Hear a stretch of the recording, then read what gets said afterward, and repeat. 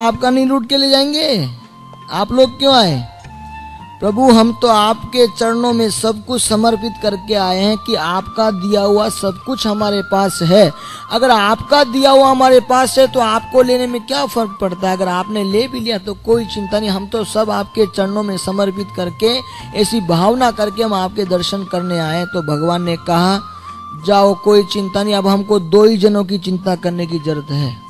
बस 2 की ही चिंता रही, अब पूरे गांव की पहले थी लेकिन अब 2 की ही चिंता रही। और बना कैसा कि 2 दिन 3 दिन 4 दिन तक जब वह वहां रुके भक्त लोग, तो गांव के लोगों की फसल पक चुकी थी। और जब फसल की कटाई हुई तो एक जगह सभी गांव के लोग इकट्ठा कर करके बेचते हैं। तो ऐसे समय में पूरे गांव की खेती एक जगह इकट्ठी हुई और बनी घटना क्या, सब बेच रहे थे, सब खेती एक जगह थी। तो किसी ने कोई बीड़ी पी रहा था और बीड़ी की एक छोटी सी चिंगारी जाकर के उस फसल में पड़ गई और फसल में पड़ने से पूरी की पूरी फसल जल के राख हो गई, सब ठन ठन गोपाल हो गए। और जब कुछ समय बाद जब वह दोनों भक्त गांव के अंदर गए तो क्योंकि वह तो गांव में नहीं थे, वह तो भगवान के पास दर्शन करने के लिए आए थे, इसलिए उनकी खेती कटी नहीं थी, उनको तो जाकर के काटनी थी। और पूरे गांव की खेती जल करके भस्म हो गई सिवाय उन 2 भक्तों के। भगवान ने कहा पूरे गांव की चिंता करने की जरूरत नहीं, आप लोगों ने मेरी चिंता करी, अब मुझे आप 2 की चिंता है। उन 2 की भगवान ने खेती बचाई। उसी प्रकार से अगर हम भगवान की चिंता करेंगे, भगवान के पास दौड़ करके जाएंगे, हर व्यक्ति के प्रति हम दिव्य भाव रखेंगे तो भगवान अवश्य ही हमारे ऊपर प्रसन्न और राजी होंगे। और जब राजी होंगे तो सब जगह से हाजी होंगे, सब जगह से हमारी हाँ होगी, फिर कहीं ना होगी नहीं। क्योंकि यहाँ हाँ पड़ गई तो सब जगह ऑटोमेटिक अपनी हाँ पड़ जाएगी। लेकिन मैंने कहा ना, भगवान के जब दर्शन करने जाओ तब हमारा दिव्य भाव रहना चाहिए, दिव्य स्मृति रहनी चाहिए और दिव्य संस्मरण रहना चाहिए कि जिसके कारण हम भगवान के दिव्य दर्शन कर सकें। और आज तो भगवान देखो कितना अच्छा हाथ में है, तावे तो लीधो लो भगवान, हाथમાં તાવે તો સુંદર મજાની સગડી છે, એના ઉપર મોટો તપેલો છે, એની અંદર પાછા રીંગણા છે આખા ભગવાન સામે આખા રીંગણા, હમણાં સ્વામી કીધું ને કે રીંગણા 4 વચ્ચેથી ચીરી કરી અને પછી ભગવાનને વગાડ્યું, પણ ભગવાનની આજ ઈચ્છા થઈ કે આજે આખા રીંગણાનું શાક કરીએ। બાજુમાં ધાણા મરચા ડીશ બધું ગોઠવેલી છે, ભગવાને જેમ જોઈએ એમ ભગવાન નાખતા। ભગવાન સ્વામી જ્યારે આ શાક વગાડતા હતા ને एवा समय अंदर जे कोई गामना लोगों कोई मरचू लावे, कोई हळदर लावे, कोई मीठू लावे, वली कोई तेल लावे, वली कोई घी लावे, वली कोई जीरू लावे, वली कोई रई लावे, एक एक करी कोई ना कोई कहीं ना कहीं वस्तु लावता गया। ने भगवान स्वामीनारायण ने के प्रभु क्या मूकू, संतो पूछे प्रभु क्या मूकू, माज के नाखो तपेला में, जे आवे तपेला में, जे आवे तपेला में, जे आवे तपेला में। लोको तो विचार में पड़ी गया, ओहो आटलू बधु मीठू, आज तो बधानु काम थई जशे, आटलू बधु मीठू खाशे એટલે બધા ભાગાદોડી કરશે। एक काम करो महाराज, महाराज आ मीठू, महाराज के जे आवे नाखा करो તમે, बस चिंता ना करो। અને જ્યારે આ શાક બન્યું ને એ શાકની સુગંધ આખાય ગામની અંદર નહીં પણ આખાય ભૂમંડળ ઉપર પ્રસરી ગઈ। દેવતાઓ ઇન્દ્ર બ્રહ્મા દેવો એ બધાય આકાશ માર્ગે ગુપ્ત રીતે આવીને ઊભા રહી ગયા। ઓહો આવો સુંદર વગાડ થતું હોય તો જમવા ન મળે કઈ વાંધો નહીં પણ એની સુગંધ તો લઈએ। एम जारे तमे आज जमशो तारे आवो दिव्य भाव राजो कि आज भगवान स्वामीनारायण शाक वगाड़्યું છે અને એ શાક આજે અમે જમશું તો એ જ્યારે શાકની સ્મૃતિ આપણને રહી જશે તો સમજવું કે અંતકાળે આ શાકની સ્મૃતિ આવશે તો એના કાળે કરીને આપણા સંતો ભક્તો દેખાશે, સંતો ભક્તોના યોગે કરીને ભગવાન સ્વામીનારાયણ દિવ્ય સ્વરૂપ દેખાશે। और જ્યારે ભગવાન સ્વામીનારાયણ દિવ્ય સ્વરૂપ દેખાશે તો સમજવું કે આપણું હવે કલ્યાણ છે। અને જે સત્સંગમાં આવ્યા છે, જેટલા સત્સંગમાં છે, જેટલા દિવ્ય સભામાં બેઠા છે એનું તો કલ્યાણ છે, જેમાં કોઈ જાતની શંકા કુશંકા છે જ નહીં। પણ આપણે એક વસ્તુનું ધ્યાન રાખવું કે જ્યારે પણ આપણે આ દિવ્ય સત્સંગ સભામાં આવીએ ત્યારે બધાય પ્રત્યે આપણે સમભાવ રાખવું, બધાય પ્રત્યેની આપણી દૃષ્ટિ એક રાખવી અને બધાય પ્રત્યે એવું ભાવ રાખવું કે આ જો અમે મારાને મળવા આવ્યા છીએ તો આ બધાય પણ ભગવાનને મળવા આવ્યા છે, આ પણ ભગવાનના ભક્ત છે, અમે પણ ભગવાનના ભક્ત છીએ। આવું જ્યારે દિવ્ય વિચાર આવે કે બધાય પ્રત્યે ભક્ત વિચાર આવે કે ભાઈ નાનો છે કે ગરીબ છે કે પૈસાવાળો છે એવું ભાવ ના આવે, ત્યારે સમજવું કે આપણી પાસે હવે દિવ્ય ભાવ આવવા માંડ્યું છે. દિવ્ય ભાવ રાખીને આપણે ભગવાનનું ભજન કરવું, ભગવાનને યાદ કરવા અને ભગવાનને અખંડ સંભાળવા. જેમ જેમ આપણા સમય જતા રહેશે એમ આપણે ભગવાનને પણ સંભાળશું, ભગવાનને પણ યાદ કરશું. કોઈ દિવસ ભગવાનને સંભાળવાની વાતો પણ કરશું, ભગવાનની લીલાની વાતો પણ કરશું, ભગવાને ક્યારેક શું ઉપદેશ આપ્યું છે ઉપદેશની પણ વાતો કરશું. અને ભગવાને આપણને હજુ સત્સંગમાં રહીને શું શું કરવાનું કીધું છે, શું શું બાકી છે એ પણ વાત કરશું. અને મહારાજના દિવ્ય ચરિત્રને પણ આપણે સંભાળશું.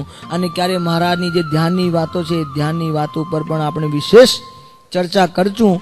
આટલું કહીને આજે આપણા સ્વામી પણ સુંદર મજાનું ભગવાન સ્વામિનારાયણ પ્રત્યેનું આજે દિવ્ય લીલાનું આપણે વિવરણ કરશે. તો આપણે ભગવાન સ્વામિનારાયણના ચરણો પ્રાર્થના કરીએ કે પ્રભુ આજે જે સુંદર શાક અમને જમવા મળશે એવા સુંદર શાકની વઘારની જે સુગંધ છે, જેનો સ્વાદ છે કાયમ માટે અમારા જીવનમાં ઉતરી જાય એવી કૃપા દ્રષ્ટિ અમારા પર કરજો.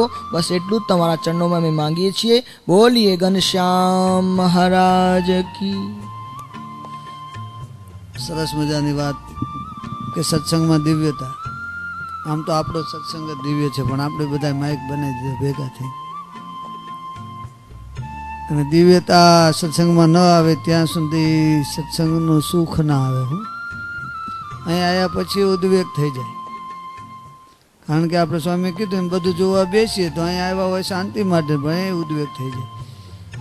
એટલે બધામાં તુલસીદાસે કીધું એમ અને મહારાજે વચનામૃતમાં કીધું એમ કે મારી બાજુમાં હનુમાનજી બેઠા છે, ભરતજી બેઠા, સુખદેવજી બેઠા, નારદજી બેઠા, એનો કે સીતાજી બેઠા, અનસુયા બેઠા, દ્રૌપદી બેઠા. મહારાજે વચનામૃતમાં લખ્યું કે આવો ભાવ કરવો, અહીંના ભાવ ના રાખવા માટે. કો તમને સત્સંગમાં સુખ આવે ને તો ક્યારે અભાવ આવે. તુલસીદાસે તો કીધું મારા ભગવાનનું નામ કોઈ ભૂલમાં લે તો ચામડાના જોડા કરીને પહેરાવું. કે ભૂલમાં લે તો જાણીને લે તો નહીં, અહીંયા આવી બધા જાણીને લેશે એમ. એટલે એવી દિવ્યતા આજે શાકોત્સવ ની લે. તમે બધા જાણતા જ હશો, હવે વર્ષોથી શાકોત્સવ કરો છો એટલે ખબર તો હશે જ બધાને. શું કરવા શાકોત્સવ કરો? સ્વામીએ કીધું શું કરવા કરવાનું, ક્યાં કરો તો ક્યારે કર્યો તો એ બધાને ખબર છે કે નહીં?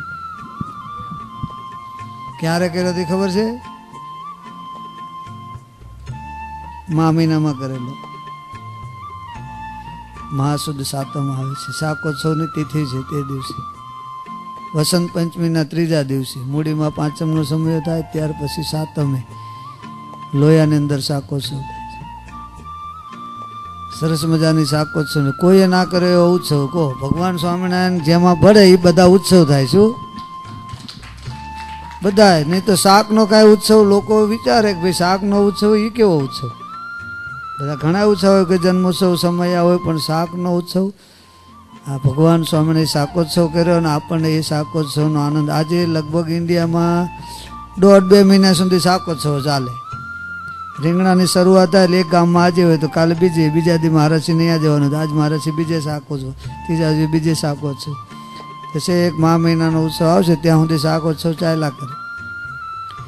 પણ એ લીલા સંભાળવા માટે અહીં સ્વામીએ બહુ સરસ લખ્યું, પ્રેમાનંદ સ્વામી કે પ્રેમાનંદને પીરસે નિત્ય જગદીશો. પ્રેમાનંદ સ્વામી કે હું શાકોત્સવમાં હાજર હતો. સ્વામી એવું કહે છે. સ્વામીએ લખ્યું છે નયણે નિરખ્યા કરતા સુંદર શાક જો. મેં મારે નયણેથી જોયા છે. સ્વામી એટલે કે છે કે વળી વખાણું શાકોત્સવ લીલા, નયણે નિરખ્યા કરતા સુંદર શાક જો. મેં ભગવાનને એ શાક બનાવતા જોયા હતા કે છે. એ જોયા છે એટલે હું એનું વર્ણન કરું છું. મહારાજ તમને બધાને ખબર હશે, પણ શાકોત્સવનો ઉદ્ભવ મહારાજ કાર્યાની અંદર બિરાજમાન છે ત્યારે લોયાથી સુરાખાચર મહારાજને તેડવા આવ્યા છે, પંચાળાથી ઝીણાભાઈ તેડવા આવ્યા છે, ગઢડાથી દાદા ખાચર તેડવા આવ્યા. કાર્યાણીથી મહારાજે વિદાય લેવાના હતા એટલે બધાને એમ થયું કે આપણા ગામ લઈ જવાશું. પણ યાદ રાખજો, અહીંયા આપણા જુવાનિયા ભાગી જાય ને, આ બધા જુવાનિયા મહારાજને લઈ જતા હતા. સુરા ખાચરે જુવાન હતા, દાદા ખાચરે જુવાન હતા, એ બધા જુવાનિયા હતા. તમે ઉંમર જો વિચારજો, બધા જુવાનિયા હતા. કાઠી દરબારો છે ને ત્યારે એ બધાએ ભગવાનને રાખ્યા હો, લઈ ગયા. પછી એક દિવસ લોયામાં સુરા ખાચરને ત્યાં ચોરી થયેલી. આનું મૂળ છે ને, ચોરી થઈ ને હજુ એ ઘર છે, માટીની દિવાલો છે ને. એટલે ચોરે પાછળ બાકોરું પાડી અને પટારો ખોલવાના પ્રયત્ન કર્યા પણ ના ખોલ્યો. તો એ લોકોએ શું કર્યું, બહુ નાનું કામ છે, 2-5